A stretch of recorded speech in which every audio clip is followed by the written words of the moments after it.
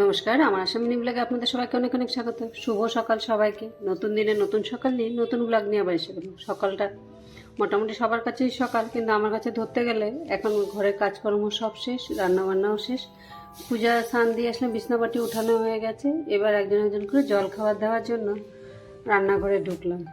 আরেকজন মাত্র ঘুমের থেকে উঠলো, ও এখন ওর যে ছেলের সাথে খেলবে কিছুক্ষণ, তারপরে যে ও এখন স্নানে যাবে। এই ঘুমের থেকে উঠে আর রাত্রেবেলা ঘুমানোর সময় এদের আধা ঘন্টা সময় এইভাবে করেই পার হয়ে যায়।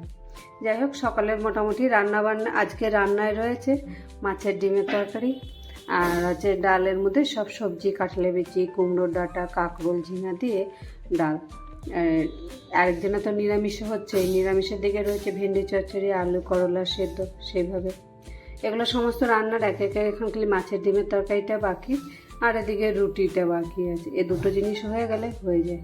আর ও যে আসে এখানে রান্নায়, ওকে সমস্ত কিছু সামনে দাঁড়িয়ে থেকে দেখিয়ে না দিলে ঠিকমতো আন্দাজ করে মশলাপাতিও দেয় না। আর যেহেতু আমি রান্নাতে তেল মশলা খুব কমই ইউজ হয় আমার ঘরে, তাই আর কি ওর সঙ্গে দাঁড়িয়ে থেকে ওকে একে একে সমস্ত মশলাপাতি নুন থেকে আরম্ভ করে সব দেখে বলে দিতে হয়। আর নাহলে যেমনভাবে করে যাবে সেটা আর কেউ খাবে না, ওইটা পরের দিন আমাকে আবার ঠিক করতে হয়।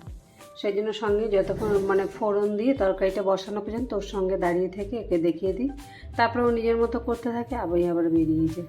আর একদিকে রুটি করা হয়ে গেছে, এবার রুটিগুলো একটু জল দিয়ে ধুয়ে রেখে দেবো, সেই আর কি রোজকার মতো, যাতে রুটিগুলো একটু নরম থাকে। নাহলে রুটিগুলো ধুয়ে না রাখলে রুটিগুলো বেশ শক্ত হয়ে যায়। এদিকে রান্নাটা, মাছের ডিমের তরকারিটা হয়ে গেলে সমস্ত কিছু রেডি। আর কালকে কিছু তরকারি আছে, ওইটা দিয়ে হয়ে যাবে। আর এক্সট্রা কিছু এদিকে আমিষের দিকে আর করবো না। আর মাছের থেকে কিন্তু মাছের ডিমটা খেতে ভালো লাগে, আর ভালোবাসি খেতে। ভালো লাগে বলে কথা না, খেতে ভালোবাসি। মাছ যতটা না খাই, মাছের ডিমের বড়া, মাছের ডিম এইভাবে করে আলু দিয়ে তরকারি, আর এইভাবে তরকারি বানালে বেশিরভাগ তো আমার জেঠুর কথা মনে পড়ে যায়। আমার জেঠু যে মাছের ডিমের তরকারি করতো, ওর মধ্যে কিশমিশ, বাদাম সমস্ত কিছু দিয়ে।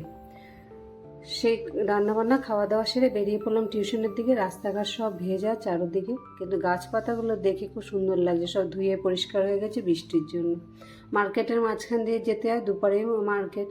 একটা সাইডে তো পুরো মাছের থেকে আর ডিমের থেকে সব পাওয়া যায়, আর একটা সাইডে বাড়িঘর আর ছোটোখাটো সবজির দোকান বসে।